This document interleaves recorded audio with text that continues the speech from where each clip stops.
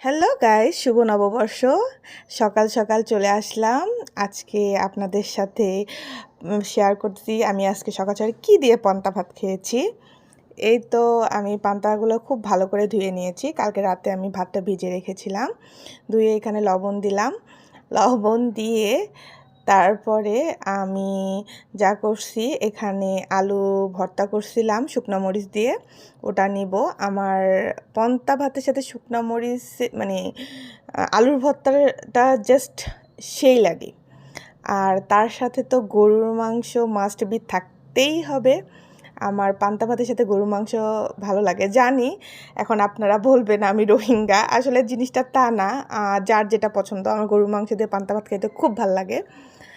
অবশ্য সাথে ছিল মাছ, এখানে আমি মাছও নিয়েছিলাম।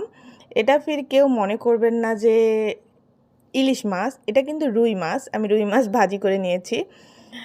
আর তারপরে এখানে দিয়েছিলাম হচ্ছে কাঁচামরিচ। কাঁচামরিচটা আমাকে পান্তা ভাতের সাথে একটু মেখে খেতে খুব ভালো লাগে। আর তার সাথে থাকতে অবশ্যই মাস্ট বি থাকতে হবেই। আর সাথে থাকতে হবে সবচেয়ে প্রয়োজনীয় যেটা, কাঁচা পেঁয়াজ। কারণ কাঁচা পেঁয়াজ ছাড়া পান্তা ভাতের যে একটা টেস্ট, ওটা আমি আসলে পাই না। এই জন্য আমি সব কিছু, এই তো আমার রেডি। ওকে, আল্লাহ হাফিজ।